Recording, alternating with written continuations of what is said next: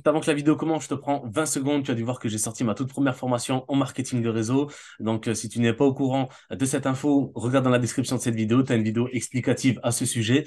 Donc, ma toute première formation s'intitule Comment devenir un expert des réseaux sociaux, donc en marketing de réseau. Voilà, ma première formation, premier lancement après presque 7 ans de MLM. Et donc, pour ça, j'organise une conférence directement sur Zoom le 18 octobre à 20h30 où tu trouveras toutes les informations que tu trouveras dans cette formation.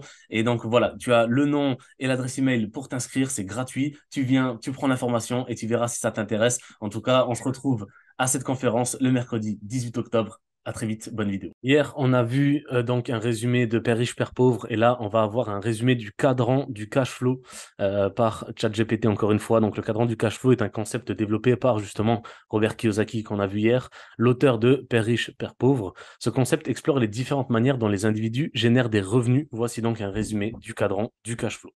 Alors, le cadran du cash flow divise les sources de revenus en quatre catégories, représentées par les lettres E, S, B, I.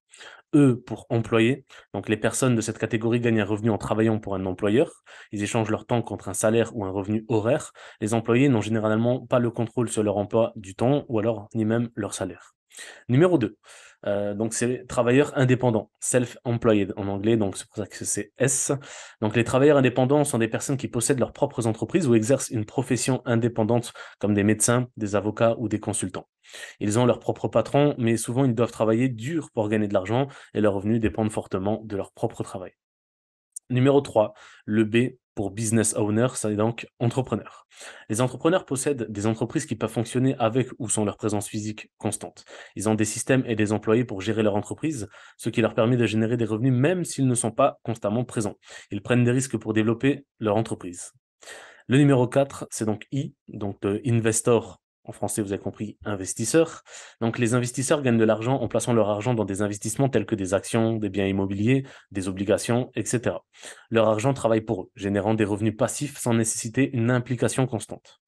Donc l'objectif moral, donc final, l'objectif du cadran du cash flow est de faire comprendre aux individus que pour atteindre la liberté financière, il est préférable de se déplacer du côté droit du cadran, donc côté entrepreneur et investisseur, où les revenus sont moins dépendants du temps et de l'effort individuel et plus axés sur la création de systèmes et la génération de revenus passifs.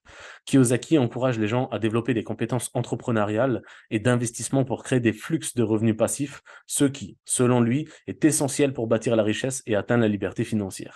Le cadran du cash flow est un outil pédagogique visant à aider les individus à réfléchir à leur modèle de revenus et à prendre des décisions financières plus éclairées. Donc voici un résumé du cadran du cash flow par ChatGPT.